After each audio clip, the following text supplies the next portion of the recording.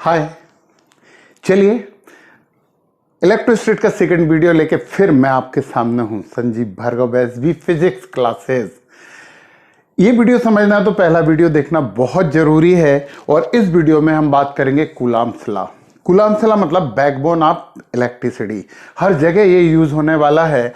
तो सबसे पहले तो आप ये समझ लीजिए कि जो कूलॉम्स लॉ है ये ओनली फॉर पॉइंट चार्जेस है, only for point charges. Point charges क्या होते हैं? जिनमें कोई डायमेंशन नहीं होता है। पॉइंट चार्ज मतलब पॉइंट चार्ज, ये पॉइंट चार्ज है, ये है चार्ज ना, इसके कारण कूलॉम्स लॉ नहीं होगा, इसके कारण होगा। रिवॉल्वर के कारण होगा, तलवार के कारण कूलॉम्स लॉ नहीं होगा। तो आपको ये बात पहले से क्लियर है कि दो लाइक चार्ज एक दूसरे को रिपेल करते हैं, दो अनलाइक चार्ज एक दूसरे को अट्रैक्ट करते हैं। यहां पे हमारे पास एक चार्ज है Q1 और एक चार्ज है Q2, both are point charges और इनके बीच की डिस्टेंस है R। तो कूलॉम्स क्या बोलते हैं कि अट्रैक्शन और repulsion force between two point charges is directly proportional to the product of their magnitude. जो पार्टिसिपेंट है उन पे डिपेंड करेगा ना फोर्स। तुम दो लोग झगड़ा कर रहे हो तो झगड़े के बीच में कितना फोर्स लग रहा है ये दोनों की ताकत पर डिपेंड करेगा कि नहीं? हाँ, और फोर्स में मल्टीप्लिकेशन होता है, एडिशन नहीं होता है। और यदि बीच की डिस्टेंस ज्यादा है तो फोर्स कम होगा, बीच की डिस्टेंस कम है तो फोर्स ज्यादा होगा। तो सेकंड में क्या बोला है कि F is inversely proportional to the R square. R square क्यों बोला भाई? आर स्क्वायर क्यों बोला? देखिए ना, दोनों इंटरेक्ट कर रहे हैं, Q1 और Q2 दोनों एक दूसरे को इंटरेक्ट कर रहे हैं। और आप सोचिए ना कि ये दोनों इंटरेक्ट कर रहे हैं, ये इसके पास हो गया, ये तो वही था, ये इसके पास हो गया तो इसका इफेक्ट बढ़ेगा, परंतु ये भी तो पास हो गया ना इतना, ये तो खड़े खड़े पास हो गया। इसलिए R इंटू R, दो बार R हम यूज करते हैं। इन दोनों को एक साथ मिला दिया जाए तो F is directly proportional to the Q1 Q2 upon R square. इक्वल करने के लिए कांस्टेंट का इंटू होता है Q1 Q2 upon R square. ये कांस्टेंट होता है 1/4πε0 is equal to 9 into 10⁹ newton metre square पर कूलॉम स्क्वायर। एप्सिलॉन नॉट क्या है? एप्सिलॉन नॉट का मतलब होता है permittivity, permittivity of free space. Actually charge के बीच में जब इंटरेक्शन होता है ना तो ये जो स्पेस है ना, फ्री स्पेस, उससे भी इफेक्ट होता है। और इफेक्ट आप देखिए जरा, ये नीचे आ रहा है, नीचे आ रहा है मतलब एफ को कम करता है, तो ये कम करता है। ये परमिटिविटी ऑफ फ्री स्पेस होता है। इसके बारे में बहुत डिटेल करेंगे हम इस चैप्टर के लास्ट वीडियो में। अब यहां पे ये जो फोर्स आ रहा है ना, वो कहां आ रहा है? वो आ रहा है इन एयर, एयर के अंदर ये फोर्स होता है। परंतु ये किसी पर्टिकुलर मीडियम में, हम उस मीडियम को बोल दें in dielectric medium. Dielectric medium में यदि ये दोनों रखे हों, F is equal to 1/4πε0 K Q1 Q2 upon R square, ये डाइलेक्ट्रिक मीडियम होता है। डाइलेक्ट्रिक मीडियम क्या होता है? एक ऐसा मीडियम होता है जो खुद चार्ज को फ्लो नहीं होने देता, मतलब एक इंसुलेटिंग मीडियम होता है, परंतु फ्लो ऑफ चार्ज को इफेक्टेड करता है।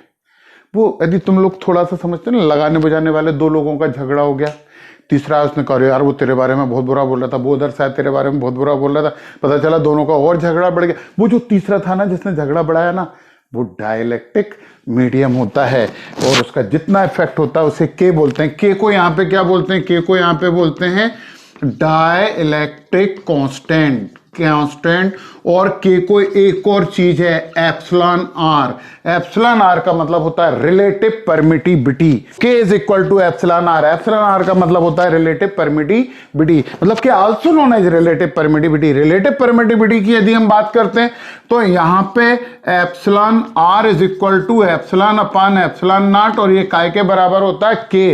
ये रिलेटिव परमिटिविटी, ये परमिटिविटी ऑफ मीडियम और ये परमिटिविटी ऑफ फ्री स्पेस, इन दोनों का रेशो होता है ये रिलेटिव परमिटिविटी। और हम यहां पे बात करते हैं, इसे क्या बोलते हैं? Dielectric constant. तो डाइलेक्ट्रिक कौन से सब्सटेंस होते हैं? इंसुलेटर होते हैं। इंसुलेटर होते हैं जो खुद चार्ज फ्लो नहीं करते परंतु उसको अफेक्टेड करते हैं। और आप एक बात यहां पे भी देख रहे हो कि डाइलेक्ट्रिक कांस्टेंट भी नीचे आया, ये भी फोर्स कम करता है। अब इंपॉर्टेंट बात है जो पेपर में पूछा जाता है परंतु यहां पे नहीं, कि एप्सिलॉन नॉट। सबसे पहले दो बातें आपके पेपर में बोर्ड एग्जाम में, ये कंपटीशन की नहीं, कंपटीशन की बात आगे करने वाले हैं, बोर्ड एग्जाम में दो चीजें आपसे पूछी जाती हैं। What is the unit of epsilon naught? Epsilon naught की यूनिट क्या है? वैल्यू तो 9 × 10⁹ न्यूटन मीटर स्क्वायर पर कूलम, 1/4 पाई एप्सिलॉन नॉट की। तो epsilon naught is equal to 4 pi into ये हो जाएगा, वो आप कर लेंगे। हम जरा देखें इसको हम यहां पे देख रहे हैं, तो देखिए जरा epsilon naught is equal to क्या हो जाएगा, Q1 Q2 upon 4 pi F R square. ये एफ इधर पहुंचा दिया, एप्सिलॉन नॉट इधर आ गया। अब इसकी यूनिट निकालने में, डायमेंशन फार्मूला निकालने में हमें कोई प्रॉब्लम नहीं हो सकती। पहले यूनिट की बात करते हैं, तो Q1 मतलब कूलाम, Q2 मतलब कूलाम स्क्वायर, 4 पाई की कोई यूनिट नहीं होती, हटा दो। इसकी यूनिट क्या होती है, न्यूटन और मीटर स्क्वायर।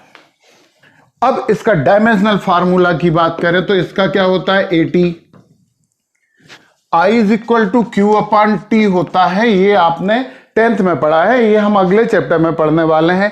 इसका भी क्या हो जाएगा, 80, 4 पाई का कुछ नहीं होता, एफ का ml T-2 और आर का L स्क्वायर। इसे सॉल्व कर लेना, डायमेंशनल फार्मूला निकल आएगा और ये पेपर में पूछा भी जाता है।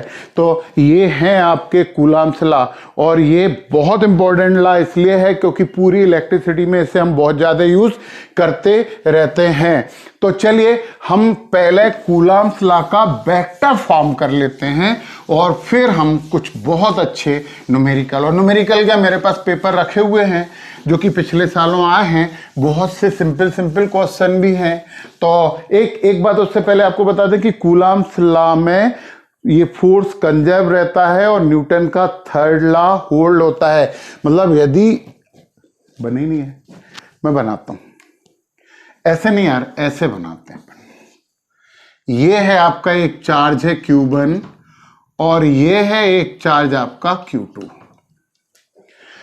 यहां पे जो फोर्स लग रहा है वो लग रहा है F12, यानी force on Q1 due to Q2। ये तो लिख लेना चाहिए यार, force on Q1 due to Q2। और यहां जो फोर्स लग रहा है वो F21 वेक्टर। तो यहां पे क्या हो जाएगा, force on Q2 due to Q1। आपको पता है डिस्प्लेसमेंट वेक्टर हो गया, डिस्प्लेसमेंट वेक्टर हो गया। वेक्टर के मेरे पूरे वीडियो डले हुए हैं, जरूर देखिए। तो हमें डिस्प्लेसमेंट वेक्टर को समझाने के लिए क्या करना पड़ता है, डिस्प्लेसमेंट वेक्टर के लिए हमें पोजीशन वेक्टर की जरूरत होती है। तो ये पोजीशन वेक्टर हम ले लेते हैं R1 वेक्टर और ये पोजीशन वेक्टर ले लेते हैं हम R2 वेक्टर। अब आप देखिए यहां पे न्यूटन के थर्ड लॉ की बात तो कर लें, F12 is equal to minus F21। ये एक्शन और रिएक्शन फोर्स होते हैं, दोनों एक दूसरे पे एक्शन और रिएक्शन फोर्स अप्लाई करते हैं, ये कूलम्ब्स लॉ में। अब हमें वेक्टर फॉर्म में लिखना है, तो F12 is equal to 1/4 pi epsilon naught. अच्छा के हमने लिखा था ना, के एयर के लिए 1 होता है और के की मेटल के लिए वैल्यू जो होती है ना वो इन्फिनिटी होती है। मेटल तो कंडक्टर हो जाता है ना, तो बहुत ज्यादा इफेक्टेड करेगा। तो ये बात याद रखना, एयर के लिए के 1 होता है, मेटल के लिए इन्फिनिटी होता है। तो यहाँ पे 1/4 पाई एप्सिलॉन नॉट, हम तो एयर की बात कर लेते हैं, ये हो जाएगा Q1 Q2 अपान R12 का होल स्क्वायर। ऐसे लिख सकते हैं इसे। थोड़ा सा तुम्हें डराने की कोशिश करूं, डराने के लिए क्या करते हैं, वो R12 वेक्टर और मॉड लगा देते हैं। ये भी वही R12 ही है, आप बिल्कुल कंफ्यूज मत हो ना। R12 वेक्टर और ये इसका मतलब R12 ही होता है। पता नहीं क्यों डरावना बनाते हैं, परंतु इसे वेक्टर बनाना पड़ेगा। वेक्टर बनाने के लिए हमारे पास एक बहुत अच्छी चीज है, वो यूनिट वेक्टर है। यूनिट वेक्टर में हम क्या लिख देंगे, R12 कैप। ये केवल डायरेक्शन होती है, इसमें डायरेक्शन का इंटू हो गया, पूरा के पूरा वेक्टर बन गया। अब R12 मतलब क्या होता है, R12 वेक्टर की बात कर लें, यूनिट वेक्टर हम बाद में करेंगे। तो ये R1 माइनस R2 वेक्टर होता है, final position vector minus initial position vector. एक बात मैं आपको यहां पे बहुत अच्छे से बता दूं कि ये R12 केवल NCERT की बुक में है, बाकी सब बुक में जितनी भी बुक है यहाँ पे R21 यूज किया गया है, उससे अंतर नहीं पड़ता। R21 भी उन्होंने यही लिखा है। हम R12 यानी कि ये फाइनल और इनिशियल लिख रहे हैं, तो हम NCERT की तरफ चले गए। कंफ्यूज मत होना, फाइनल पोजीशन वेक्टर, ये क्यूब F12 की बात हो रही है ना, तो फाइनल ये लगा रहा है, ये final position vector R1 vector minus R2 vector हो जाता है। और वेक्टर वाले आपको जरूर देख लेना चाहिए, क्योंकि हमें मालूम है कि R12 vector is equal to, ये यार R12 नहीं, R12, फिर वही R12 cap is equal to R12 vector upon R12। ऐसे कर दो तो ऐसे भी कर सकते हैं, यानी यदि R12 कैप के प्लेस पे वेक्टर के फॉर्म में लिखना है तो हम ये लिख सकते हैं। आपको पता है यूनिट वेक्टर मतलब ऐसा वेक्टर जिसका मैग्नीट्यूड 1 होता है। मैग्नीट्यूड 1 होने के लिए उसी वेक्टर को उसी के मैग्नीट्यूड से डिवाइड कर देते हैं। यदि मान लो R के ऊपर वेक्टर लगा है तो इसका मैग्नीट्यूड R होगा, तो R को R से डिवाइड करेंगे तो केवल डायरेक्शन बचेगी, और डायरेक्शन ही तो यूनिट वेक्टर होती है। ये बात आपको पता तो है भाई। तो फिर हम ये बात यहां पे लिख लेते हैं, तो F12 vector is equal to हो जाएगा 1 upon 4 pi epsilon naught Q1 Q2 अपान, ये वाली चीज लिखेंगे इसकी जगह, तो नीचे R12 वेक्टर और आ जाएगा, तो ये क्या हो जाएगा R12 Q, और यहां पे R12 की बात वेक्टर हो जाएगा, ये F12 हो गया।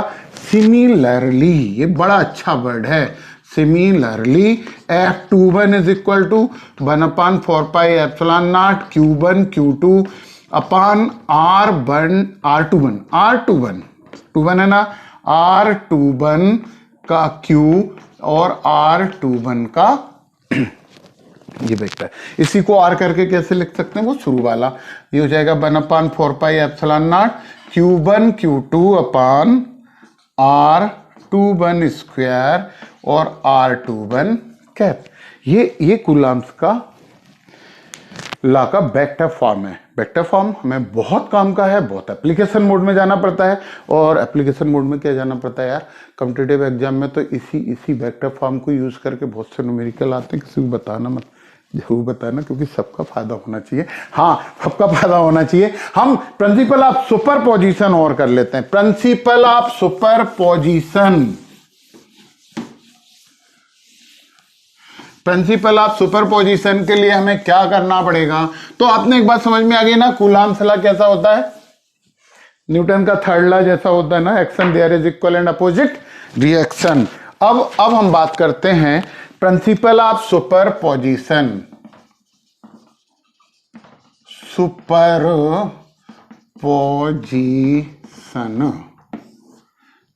सुपरपोजिशन मतलब एक चार्ज पे, ये चार्ज है हमारा Q0, एक इधर से फोर्स अप्लाई कर रहा है, Q1 लगा रहा है, तो यहां पे क्या हो जाएगा F01, अभी तो पढ़ा था ना, एक इधर से लगा रहा है, ये Q2 है, तो ये F02 हो जाएगा। अच्छा, ये R01 ही वेक्टर बोल देते हैं ना, बोल देते हैं इसे R02 बोल देते हैं। ये एक लगा रहा है, Qn बोल देते हैं भाई, सीधा सीधा, तो ये क्या हो जाएगा 0n वेक्टर। तो प्रिंसिपल ऑफ सुपरपोजिशन भैया कहते हैं कि total force is equal to sum of vector sum of all forces जो कि उस पर वर्क कर रहे हैं। तो हम रखें ना वेक्टर फॉर्म में रखें, तो F vector is equal to कितना हो जाएगा, F01 को बोलिए क्या होगा, ये हो जाएगा 1 upon 4 pi epsilon not Q0 Q1 upon R01 square R01 cap. फिर इसके लिए लिखेंगे तो क्या लिखेंगे, 1 upon 4 pi epsilon not Q0 Q2 upon R02 square R02 cap. यार एक और भी तो लिखना पड़ेगा, प्लस प्लस प्लस प्लस, ये आपका हो जाएगा 1 upon 4 pi epsilon not Q0 QN upon R0N square R0N cap. ये N है। जो लोग नीट के लिए पढ़ रहे हैं उन्हें हैंडराइटिंग में दिक्कत नहीं जानी चाहिए, क्योंकि डॉक्टर ऐसे ही लिखते हैं। हालांकि मैं डॉक्टर नहीं हूं, परंतु इंजीनियर वाले थोड़ा सा एडजस्ट करें भाई। मैं बहुत अच्छा लिख सकता हूँ धीरे धीरे करके, परंतु टाइम बचाएं, कॉन्सेप्ट की तरफ चले।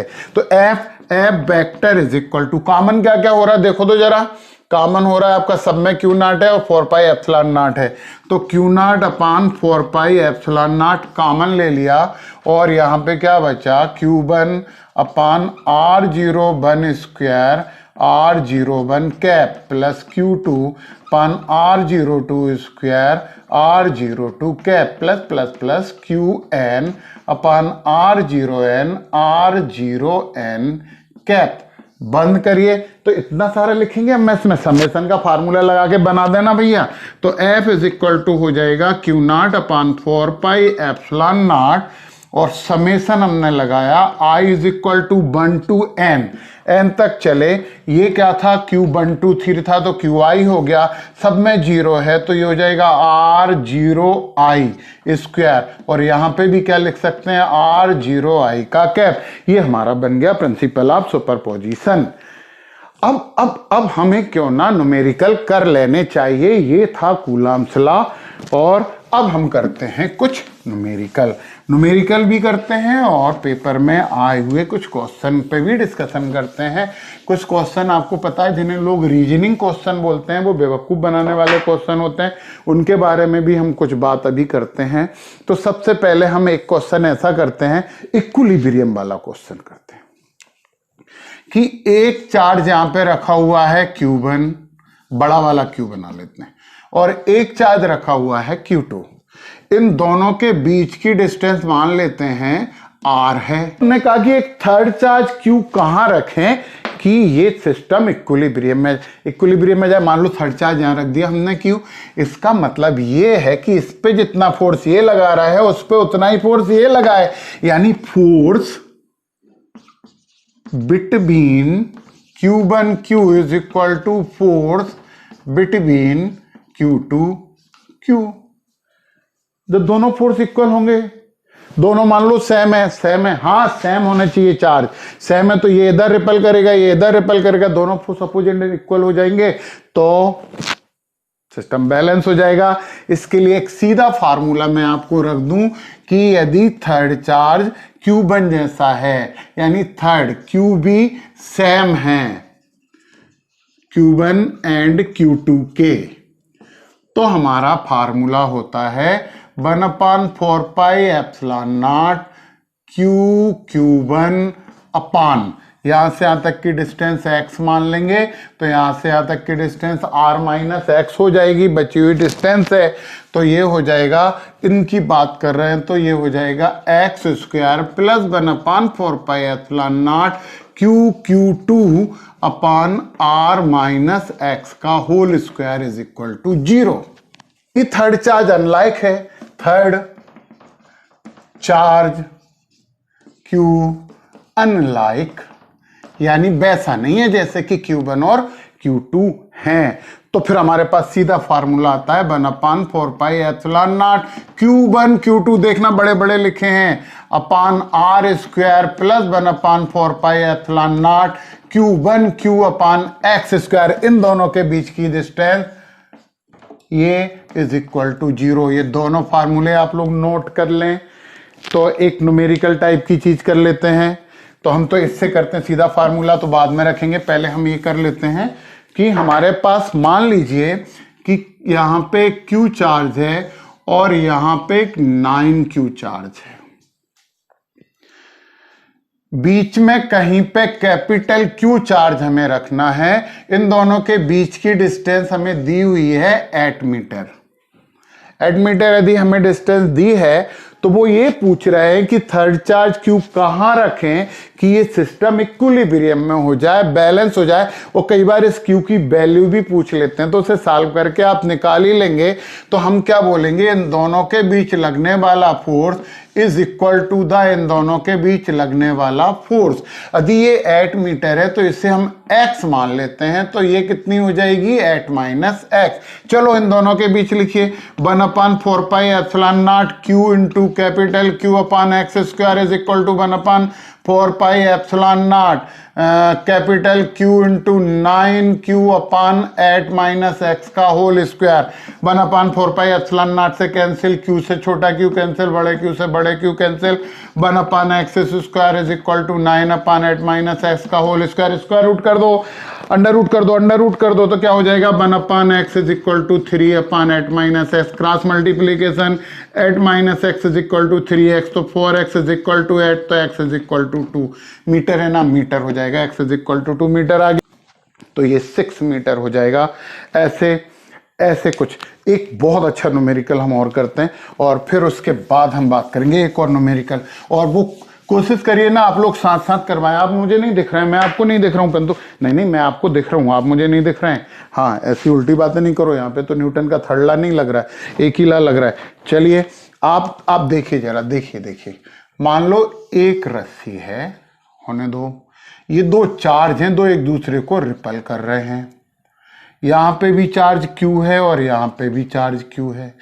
ये मिडिल पॉइंट हो गया, मिडिल पॉइंट से ये वाला एंगल थीटा है तो ये वाला एंगल भी थीटा है। दोनों सेम लाइक चार्ज है तो एक दूसरे को रिपल करेंगे।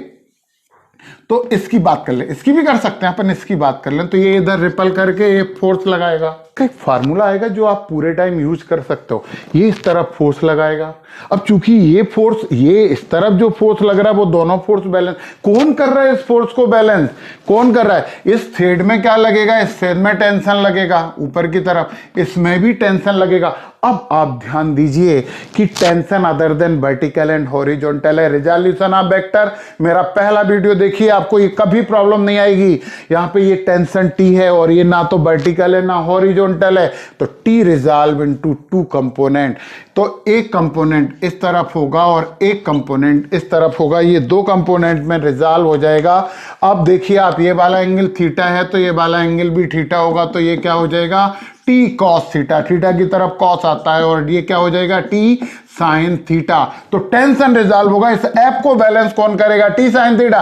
ये नीचे क्यों नहीं गिरा, नीचे क्योंकि नीचे वेट तो नीचे वर्क कर रहा है mg को कौन बैलेंस करेगा, T cos थीटा। सब बैलेंसिंग होगा। सर्वे भवन्तु सन्तु, सर्वे सन्तु निरामया, सभी सुखी हैं, संतुष्ट हैं, बैलेंस हैं, सुरक्षित हैं, खड़े हुए हैं। चलिए अब देखिए यहाँ पे क्या दिख रहा है, जो आपको दिख रहा है वो बोल दिए, एफ काय के बराबर है, T sin थीटा के बराबर है, और T cos थीटा काय के बराबर है, mg के बराबर है। तो देखिए अब जरा, T cos theta is equal to mg, ये हमने फिगर से देखा। और फिर यहाँ पे क्या हो गया, T sin theta is equal to f।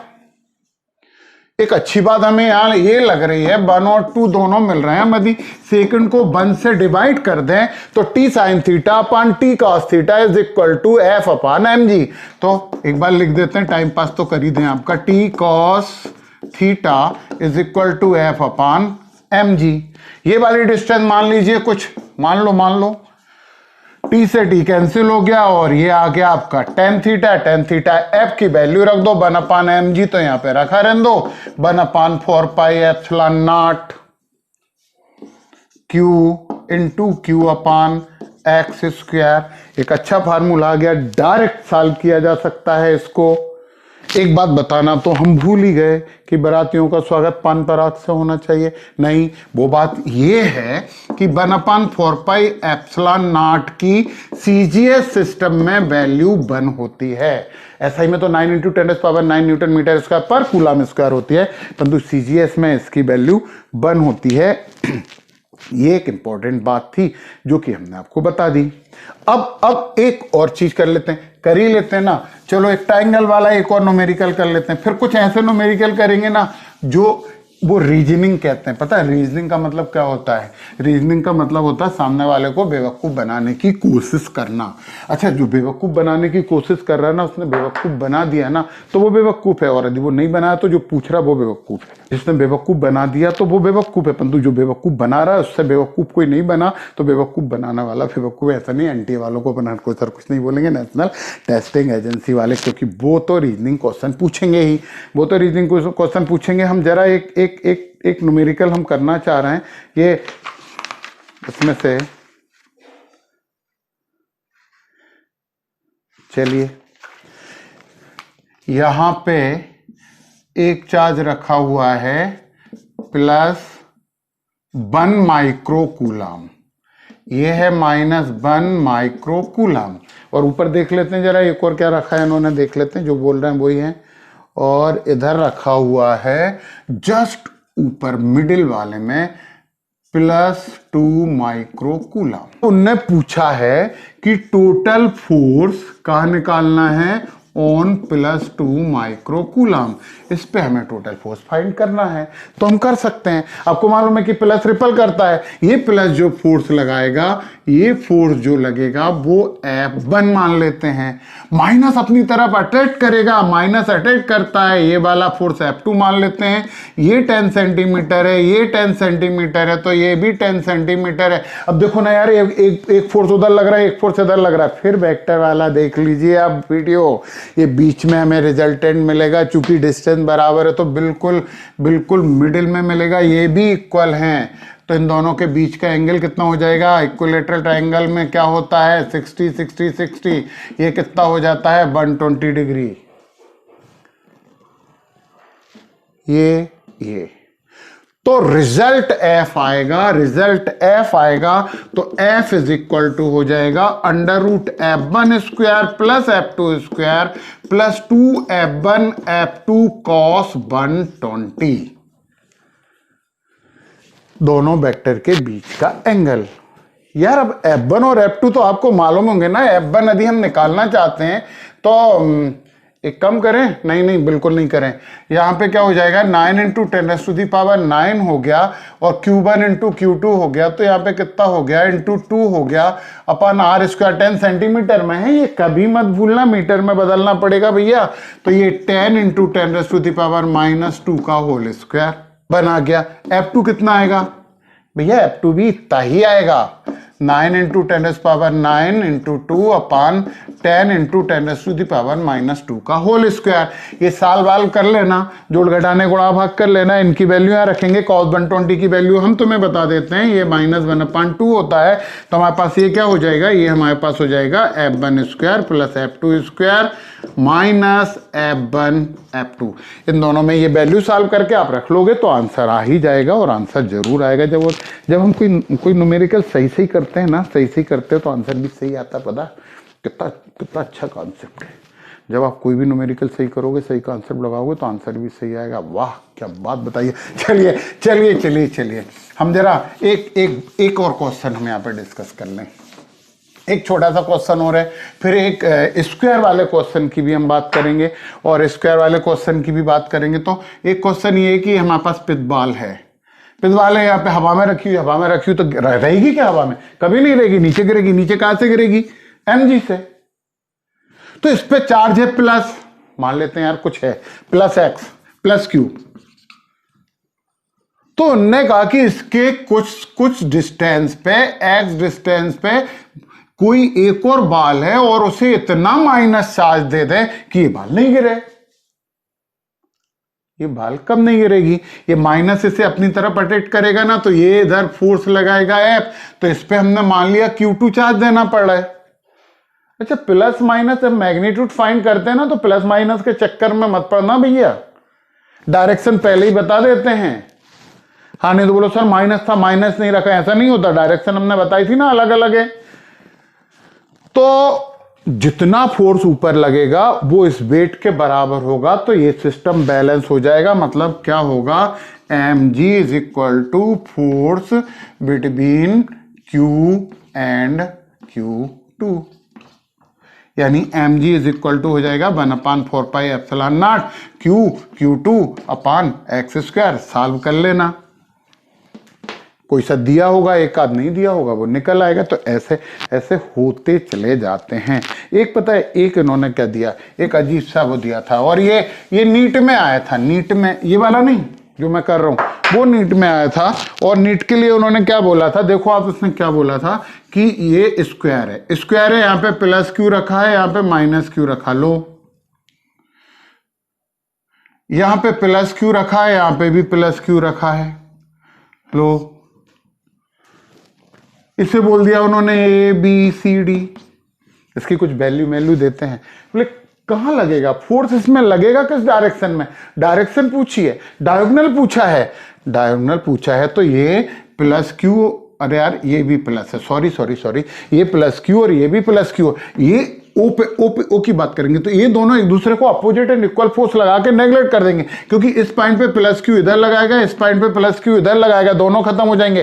परंतु ये प्लस क्यू इधर लगाएगा, माइनस क्यू भी इधर लगाएगा, हमें इस डायरेक्शन में आंसर मिल जाएगा। मान लो ये कुछ वैल्यू दी है और उन्होंने एक पॉइंट पे कुछ रख दिया है, उसके क्वेश्चन यदि करने हो तो आगे आगे आगे देखें आगे क्या होता है, आगे क्या होता है, आगे क्या। कूलाम्ब लॉ की बात हो रही है, कूलाम्ब लॉ की बहुत अच्छी बात हो रही है। तो ये मैंने उठाया एक पेपर जो आया था, इनका पहला क्वेश्चन ही पढ़िए यार। There are 2 charge plus 1 micro coulomb and plus 5 micro coulomb. अच्छा एक बात और बताना, तो हम भूल ही गए थे, वहां पे चार्ज दिया हुआ था ना 10 माइक्रो कूलाम्ब, तो इसे कूलाम्ब में बदलना पड़ेगा ना, 10⁻⁻6 कूलाम्ब, 10 × 10⁻⁻6 कूलाम्ब। यहाँ पे जब माइक्रो कूलाम्ब को कूलाम्ब में बदलते हैं तो ये होता है, इन्होंने क्या बोला है कि एक +1 माइक्रो कूलाम्ब चार्ज दिया है और एक +5 माइक्रो कूलाम्ब चार्ज दिया है। इस पे कितना फोर्स लगेगा, इस पे कितना फोर्स लगेगा, इन दोनों का रेशो क्या है। अब वो बेवकूफ बनाने की कोशिश कर रहे हैं कि इस पे कितना फोर्स लगेगा इसके कारण और इस पे इसके कारण कितना फोर्स लगेगा, और पहले ही ऑप्शन उन्होंने धड़ाक से 1:5 दे दिया। और यदि आप थोड़ा सा भी नहीं सोचेंगे तो पहला आंसर सही निशान लगा के आ जाएंगे। वैसे मुझे पता है कि आप ऐसा नहीं करेंगे, क्योंकि मैंने आपको बताया है कि न्यूटन का थर्ड लॉ होल्ड होता है कूलम्ब्स में। ये एक्शन और रिएक्शन फोर्स होता है, और आपको सबको पता है कि F12 = F21 होता है। दोनों पे सेम अमाउंट ऑफ फोर्स लगेगा तो आंसर आएगा 1:1। वो उन्होंने डी पे दिया है, पता है, वो उन्होंने डी पे दिया है। अब देखिए जरा, ए charge Q1 exert some force on a charge Q2 if third charge Q3 is brought near the force। अच्छा ये यहाँ पे रखा हुआ Q1 और ये रखा हुआ Q2, इन दोनों के बीच में कोई फोर्स मोस लग रहा है। एक तीसरा चार्ज इन्होंने लाके यहाँ कहीं बीच में रख दिया। अब इन्होंने कहा कि ये फोर्स कितना अफेक्टेड हो जाएगा। कैसे हो जाएगा, क्यों इफेक्ट हो जाएगा, उन दोनों के बीच में जो फोर्स लग रहा है वो लगता ही रहेगा ना, थर्ड पे और अलग से लगने लगेगा। ऐसा नहीं होता है भैया, तो कोई इफेक्ट नहीं आएगा, जो फोर्स था वैसे ही होता है। एनटीए सुन लो आप। अब इन्होंने एक और चीज बोला, एक सोप बबल इज गिवन है negative charge then its radius. दो चीज बोली है कि एक सोप बबल है, सोप बबल, डबल भी होता कि एक ही होता, जो भी होता है यार।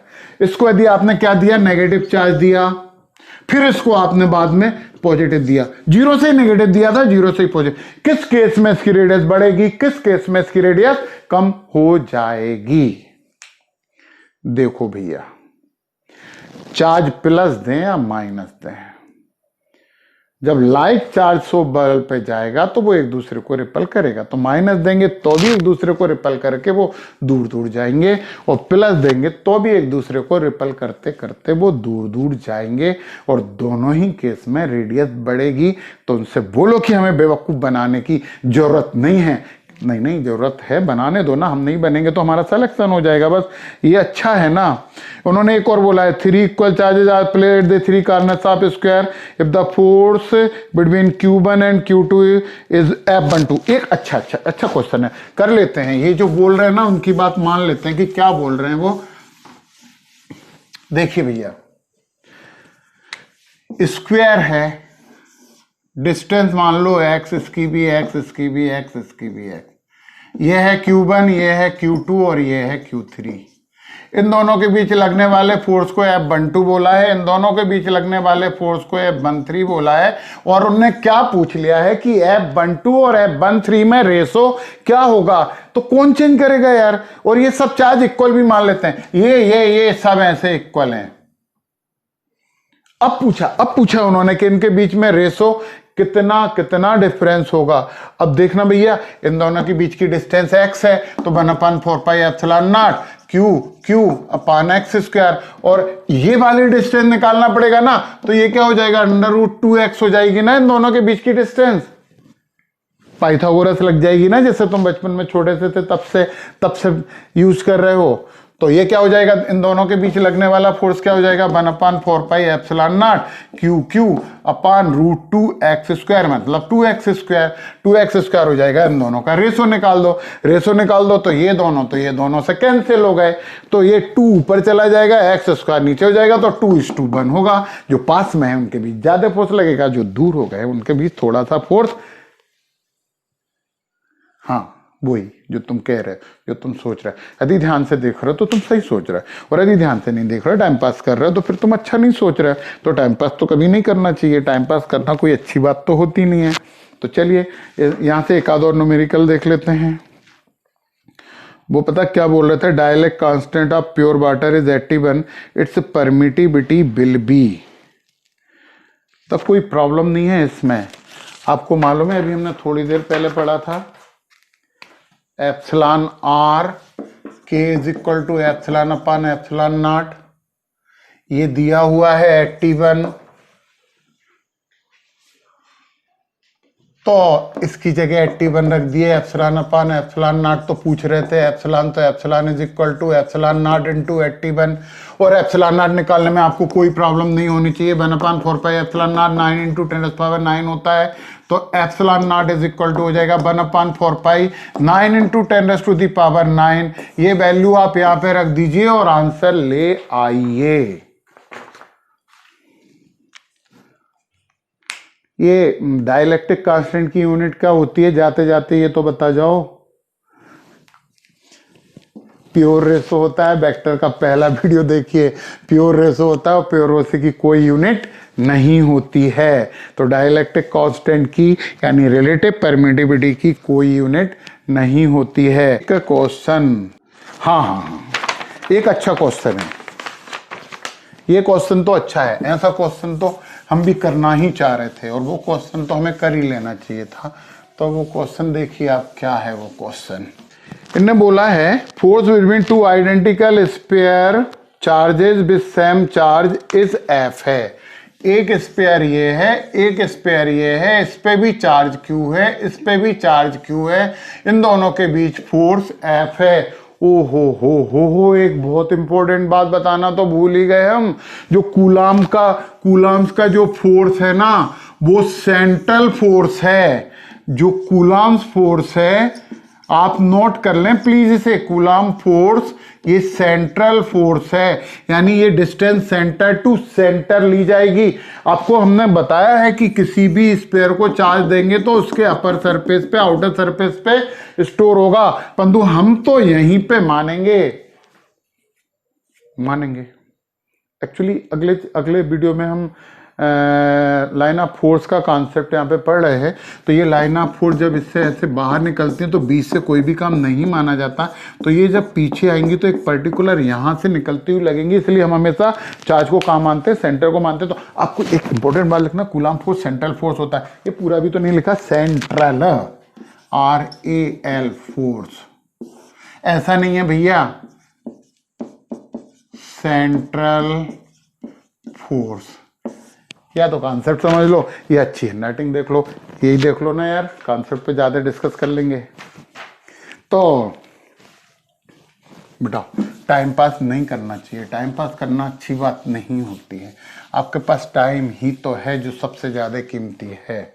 हाँ, इनके बीच फोर्स F रख रहा है। अब उनने क्या बोला कि इसका 50% चार्ज इसे दे दिया। अब जो फोर्स लगेगा उसका और इस फोर्स का रेशो कितना होगा? नहीं, सेम होगा, ये बात तो तुम नहीं कह सकते। अब Q का 50% इधर चला जाएगा तो ये कितना हो जाएगा, Q/2, और ये दूसरा चार्ज हो जाएगा Q + Q/2, यानी आपका 3Q/2। ये जो फोर्स F1 था, ये 50% ट्रांसफर हुआ है, डिस्टेंस चेंज नहीं की है, केवल 50% इसमें से दिया, तो इसका 50%, यानी ये कितना बचा, Q/2। ये Q + Q/2 चार्ज एडिटिव होता है नेचर, ये भी तो नहीं बताया था मैंने, चार्ज एडिटिव होता है नेचर में। यदि किसी को हमने यहां से चार्ज दिया Q1, यहां से चार्ज दिया Q2, यहां से चार्ज दिया Q3, तो टोटल क्या होगा Q1 plus Q2 plus Q3, जोड़ते चले जाओ तो ये 3Q/2 हो जाएगा। तो यहां पे फोर्स कितना लगेगा 1/4πε0 Q अपान एक्स स्क्वायर, ठीक है, एक्स से डिस्टेंस बीच की। यहां पे फोर्स कितना लगेगा F2 is equal to 1/4πε0 Q2 into 3Q/2 upon x square. ये Q 3Q ये सब कैंसिल हो गए, एक्स स्क्वायर भी कैंसिल हो गए।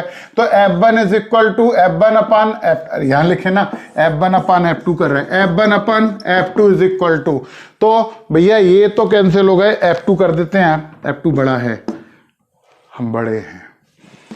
F2 अपान F1 यदि हम कर देते हैं तो Q से Q कैंसिल होगा, 2 2 जा 4, ये क्या बचेगा 3/4 बचेगा, ये रेशो हो जाएगा भैया, एक्स स्क्वायर से एक्स स्क्वायर कैंसिल, कैलकुलेशन देख लेना, भूल चूक लेनी देनी। F2 upon F1 is equal to 3:4। ऐसी बातें भी वो करते हैं। देखिए अब एक और क्वेश्चन की बात करते हैं। दो सेम रेडियस के स्पेयर हैं, रेडियस सेम है और एक पे कुछ चार्ज है दूसरे पे कुछ चार्ज है। जब इन दोनों को कांटेक्ट में करेंगे ना, जैसे ये है और ये है, इस पे चार्ज है Q1 और इस पे चार्ज है Q2, इन दोनों के बीच लगने वाला फोर्स, इनकी डिस्टेंस x है, इस फोर्स को F1 बोल दीजिए। तो F1 is equal to 1/4πε0 Q1 Q2 upon x square, ये इन दोनों के बीच लगने वाला फोर्स है। अब उनने क्या किया कि दोनों को कांटेक्ट में, Q1 not equal to Q2, दोनों को कांटेक्ट में लाए, फिर अलग कर दिया। भैया जब दोनों को कांटेक्ट में लाएंगे तो उनके पास टोटल चार्ज कितना हो जाएगा Q1 प्लस Q2। तो इन कांटेक्ट,